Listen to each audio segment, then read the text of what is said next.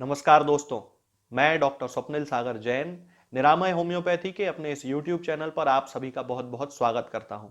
दोस्तों, हम आज बात करेंगे डैंड्रफ के बारे में, यानी कि रूसी के बारे में कि रूसी क्या है, ये किन कारणों से होती है और किन होम्योपैथिक दवाओं से हम डैंड्रफ को यानी कि रूसी को पूरी तरह से ठीक कर सकते हैं। दोस्तों, डैंड्रफ आजकल के ज़माने की एक बहुत कॉमन समस्या बनता चला जा रहा है।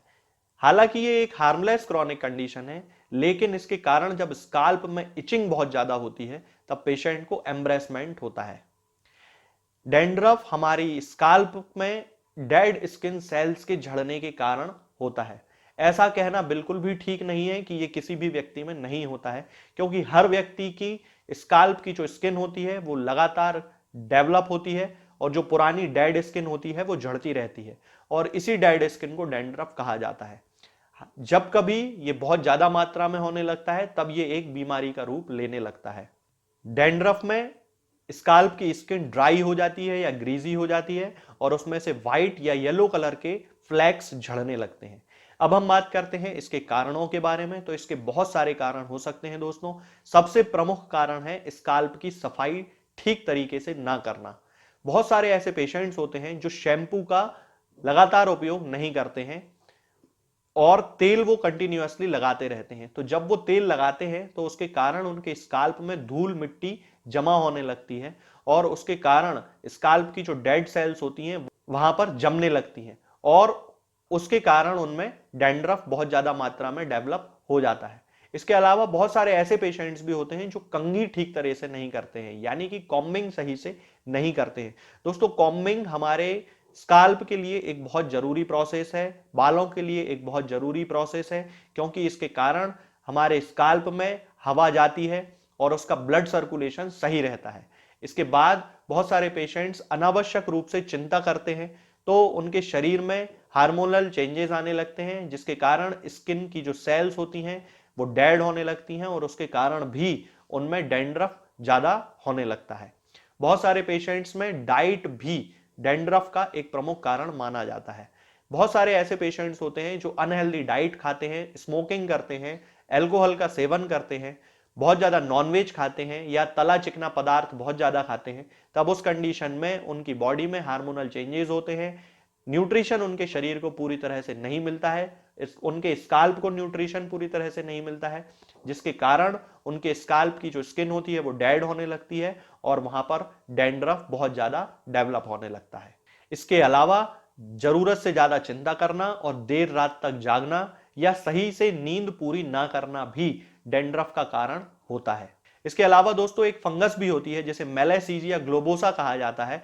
2007 में एक रिसर्च में यह पाया गया कि मैलासीजिया ग्लोबोसा के कारण बहुत सारे पेशेंट्स में डैंड्रफ के जो केसेस होते हैं वो बहुत ज्यादा बढ़ जाते हैं। इससे ही मिलती जुलती एक कंडीशन होती है दोस्तों, जिसे सीबोरिक डर्मेटाइटिस कहते हैं। बहुत सारे डॉक्टर्स सीबोरिक डर्मेटाइटिस को ही डैंड्रफ का एक प्रकार मानते हैं। हालांकि ऐसा नहीं होता है। सीबोरिक डर्मेटाइटिस एक बिल्कुल अलग बीमारी है जिसमें हमारी स्किन में इन्फ्लेमेशन होने लगता है, स्काल्प में रेड पैचेस पड़ने लगते हैं, बहुत ज्यादा इचिंग होने लगती है और कभी कभी सीबोरिक डर्मेटाइटिस जब बहुत ज्यादा हो जाता है तब नाक के फोल्ड्स में, यानी कि इन हिस्सों में भी रेड कलर के पैचेस बहुत सारे पेशेंट्स में पाए जाते हैं। आईब्रोज में भी डर्मेटाइटिस देखा जाता है। पेशेंट्स की स्किन ग्रीजी हो जाती है, रेड हो जाती है और उससे येलो या व्हाइट कलर के फ्लैक्स झड़ने लगते हैं। सीबोरिक डर्मेटाइटिस जेनेटिक कारणों से हो सकता है, हार्मोनल कारणों से हो सकता है या फिर किसी इम्यून रिलेटेड फैक्टर के कारण भी पेशेंट्स में सीबोरिक डर्मेटाइटिस के केसेस देखे जाते हैं। अब हम बात करते हैं दोस्तों कि किन होम्योपैथिक दवाओं से हम डैंड्रफ को पूरी तरह से ठीक कर सकते हैं। तो सबसे पहले मैं आपको बोलूंगा दोस्तों कि किसी भी होम्योपैथिक दवा के उपयोग के साथ आप बालों की सफाई के लिए अच्छे शैम्पू का यूज जरूर करें। तो इसमें आर्निका शैम्पू आता है, बीएनटी कंपनी का भी एक शैम्पू आता है और बीजेन कंपनी का भी ओमियो एंटी डैंड्रफ शैम्पू आता है। तो आप इन तीनों में से किसी भी कंपनी का शैम्पू यूज कर सकते हैं, लेकिन उसका उपयोग लगातार करें। हर 1-2 दिन में अपने बालों को अच्छी तरह से धोएं और उनको अच्छी तरह से कॉम्बिंग करें, यानी कि उनमें अच्छी तरह से कंघी करें। रूसी के लिए जो सबसे प्रमुख मेडिसिन होम्योपैथी में मानी जाती है दोस्तों, वो है काली सल्फ। इसमें पेशेंट की स्किन जो होती है वो मॉइस्ट हो जाती है, उससे येलो कलर के फ्लैक्स झड़ने लगते हैं। तब उस कंडीशन में हमें इसे 30 पोटेंसी में 2-2 बूंद दिन में 3 बार पेशेंट्स को देना चाहिए। इसके बाद अगली मेडिसिन आती है दोस्तों मेजेरियम।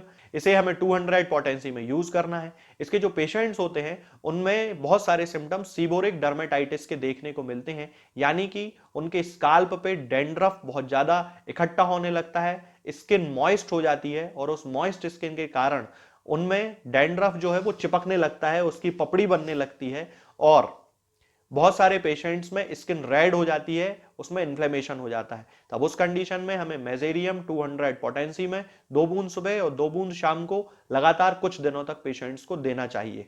इसके बाद अगली मेडिसिन आती है दोस्तों नेट्रम म्यूरियाटिकम। ये भी डैंड्रफ या रूसी के लिए होम्योपैथी में एक बहुत अच्छी मेडिसिन है। हमें इसे 200 पोटेंसी में यूज करना चाहिए और इसकी 2 बूंद सुबह 2 बूंद शाम को पेशेंट्स को देना चाहिए। इसके जो पेशेंट्स होते हैं उनकी स्किन ग्रीजी होती है, यानी कि बहुत ज्यादा ऑयली होती है, बहुत ज्यादा ऑयल सीक्रेट होता है, फेस से भी ऑयल सीक्रेट होता है और स्काल्प से भी ऑयल सीक्रेट होता है, क्योंकि उनकी जो सेबेशियस ग्लैंड्स होती हैं वो बहुत ज्यादा ओवर एक्टिव होती हैं। तब उस कंडीशन में हमें उन पेशेंट्स को नेट्रम म्यूरियाटिकम देना चाहिए। इसके बाद अगली मेडिसिन आती है दोस्तों सैनिक्यूला एक्वा। होम्योपैथी में सैनिक्यूला एक्वा को डैंड्रफ के लिए बहुत अच्छी मेडिसिन माना जाता है। इसके जो पेशेंट्स होते हैं उनकी आईब्रोज में भी डैंड्रफ डेवलप होने लगता है, बालों में बहुत ज्यादा इचिंग होती है, स्काल्प पे बहुत ज्यादा इचिंग होने लगती है, बाल झड़ने लगते हैं, पसीना उन्हें बहुत आता है और खास तौर से सोते समय उनके स्काल्प में बहुत ज्यादा इचिंग होती है। तब उस कंडीशन में हमें सैनिक्यूला एक्वा 30 पोटेंसी में 2-2 बूंद दिन में 3 बार पेशेंट्स को देना चाहिए। इसके बाद अगली मेडिसिन आती है दोस्तों ग्रेफाइटिस। ग्रेफाइटिस को हमें 30 पोटेंसी में यूज करना है। इसकी 2-2 बूंद दिन में 3 बार पेशेंट्स को देना चाहिए। इसके जो पेशेंट्स होते हैं उनकी स्किन मॉइस्ट होने लगती है, उससे थिक येलो स्टिकी फ्लूइड निकलने लगता है और कभी कभी उस फ्लूइड में से बहुत ज्यादा ऑर्डर आती है, यानी कि बदबू आती है। तब उस कंडीशन में हमें उन पेशेंट्स को ग्रेफाइटिस 30 पोटेंसी में देना चाहिए। दोस्तों अब मैं आपको बताता हूं एक ऐसा कॉम्बिनेशन जिसका उपयोग करने से हम डैंड्रफ को पूरी तरह से हमेशा के लिए खत्म कर सकते हैं। इसमें हमें 3 मेडिसिन लेकर आना है, मेजेरियम 200 पोटेंसी में, सोराइनम 200 पोटेंसी में और नेट्रम म्यूरियाटिकम 12x पोटेंसी में। मेजेरियम और सोराइनम की 2-2 बूंद दिन में 2 बार अल्टरनेट डे पेशेंट्स को देना है, यानी कि जिस दिन हम मेजेरियम लें उस दिन पेशेंट को सोराइनम ना दें और उसके अगले दिन सोराइनम दें, फिर उसके अगले दिन मेजेरियम दें। इस तरह से हमें उसका एक क्रम बनाना है और इसके साथ साथ नेट्रम म्यूरियाटिकम 12x पोटेंसी में हर दिन पेशेंट्स को 4-4 गोली दिन में 3 बार देना है। इसके साथ साथ दोस्तों जैसा कि मैंने अभी थोड़ी देर पहले भी आपको बताया था कि पेशेंट्स को स्काल्प की साफ सफाई बहुत ज्यादा रखनी है ताकि उसमें धूल और मिट्टी बिल्कुल इकट्ठी ना हो। अपने बालों को अच्छी तरह से धोना है, शैम्पू करना है और शैम्पू जैसा कि मैंने आपको बताया कि आप आर्निका शैम्पू आता है उसको भी यूज कर सकते हैं, BND कंपनी का शैम्पू आता है एंटी डैंड्रफ शैम्पू, आप उसे भी उपयोग कर सकते हैं और बीजेन कंपनी का ओमियो एंटी डैंड्रफ शैम्पू आता है, आप उसका भी उपयोग कर सकते हैं। दोस्तों आगे के वीडियोस में हम बात करेंगे कुछ और नई बीमारियों और उनकी होम्योपैथिक दवाओं के बारे में। तब तक के लिए जय हिंद, जय भारत। दोस्तों होम्योपैथिक दवाओं को खाने का सबसे अच्छा तरीका होता है कि हम हमेशा खाली पेट इन दवाओं को खाएं। जिन दवाओं को दिन में केवल एक बार खाना है उन्हें सुबह खाली पेट खा लेना चाहिए, मुंह में अच्छे से कुल्ला करके गार्गल्स करके मुंह को साफ कर लेना चाहिए और उसके बाद हमें होम्योपैथिक दवाई खा लेना चाहिए।